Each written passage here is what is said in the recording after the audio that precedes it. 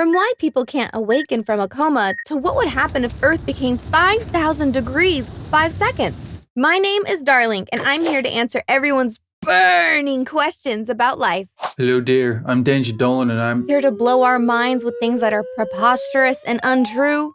Am I a joke to you?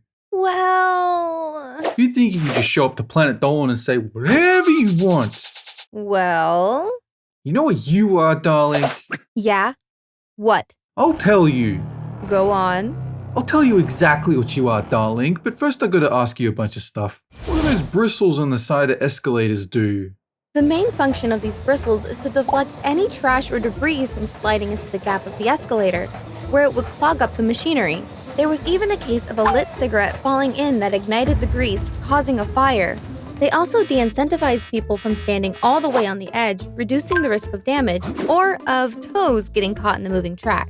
Everyone knows those bristles were placed there to provide free shoe shine for anyone traveling up or down, but it's not recommended anymore, ever since that one child got sucked up into the bristles like a vacuum cleaner and was never seen again. Wait, seriously? The kid's parents didn't even go searching for them?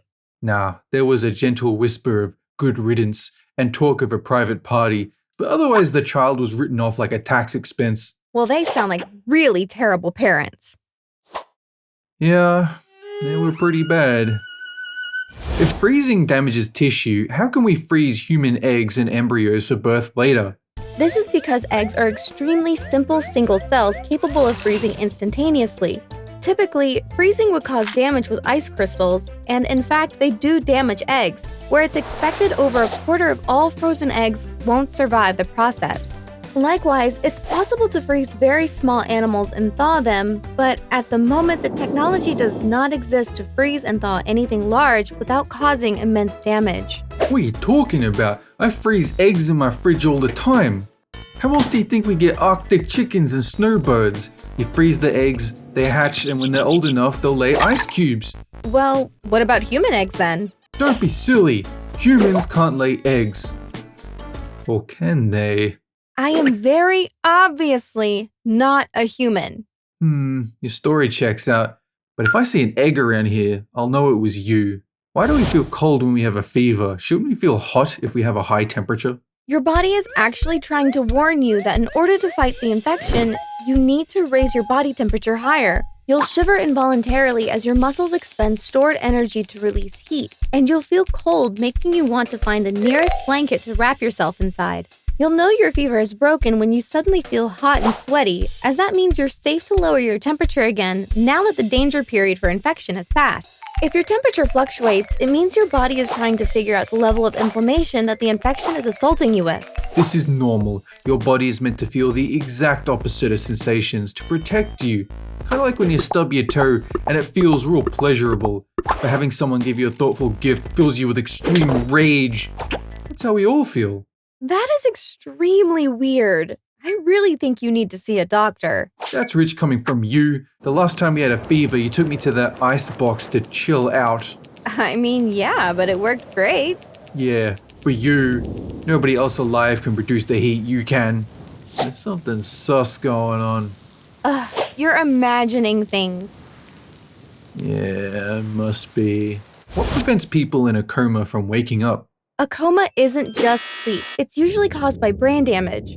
Neurons that should be firing have stopped, and depending on which ones, you'll have a different type of coma. You can typically measure the different types by whether the person responds to pain or whether they can open their eyes. However, there are some instances where people are put in artificial comas, like pneumonia, for example. They're able to be woken usually after weeks when the ventilation and fluid draining is finished, as otherwise, if you were awake, you may panic by reflex, which would hamper the procedures. Waking people up from a coma is offensive. They are literally trying to catch up on months of sleep, but it's a non-stop carousel of doctors hassling them, loved ones coming up to shed tears at their bedside. Ugh, terrible. I'll bet when I had my 2 years sleep, I had all kinds of fools coming up to visit. Really? No friends or family? No one? Well, a rat crawled over you once. Does that count? Good old rat. Phew. For a second there, I thought absolutely nobody loved me. How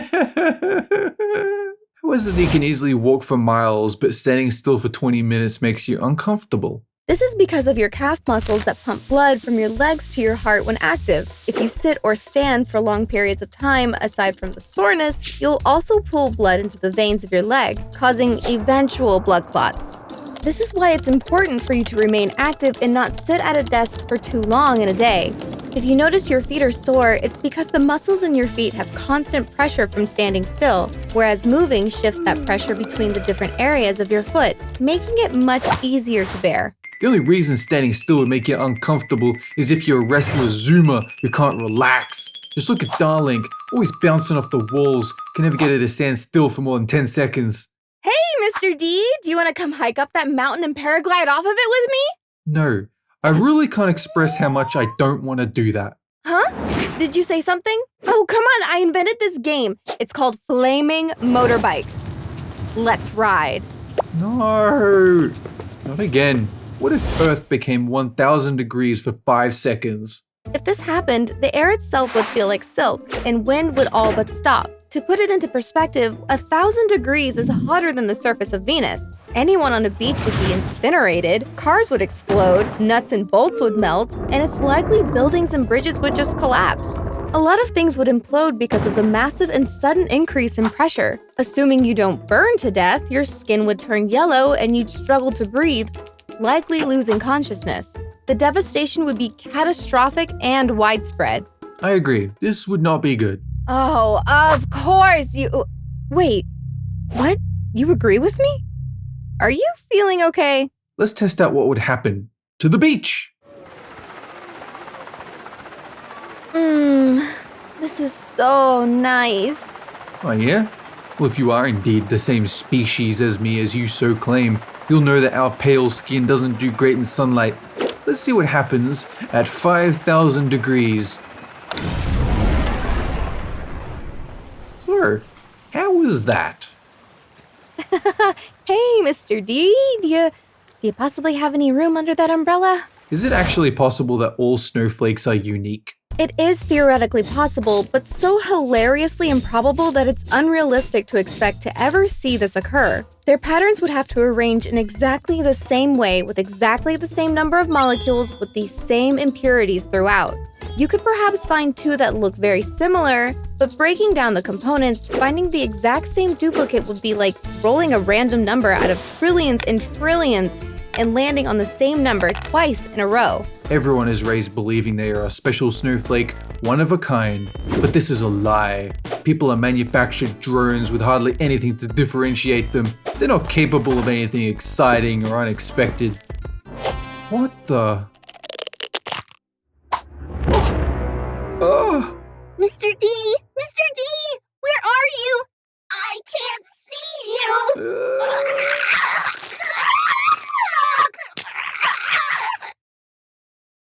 Love me!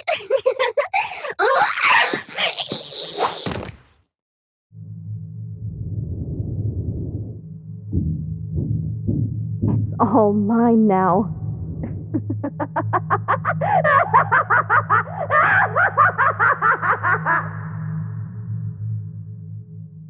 Mr. D? Mr. D! I'm sorry to wake you up from your coma. Darling, you are… I'm… what? You are… terrifying.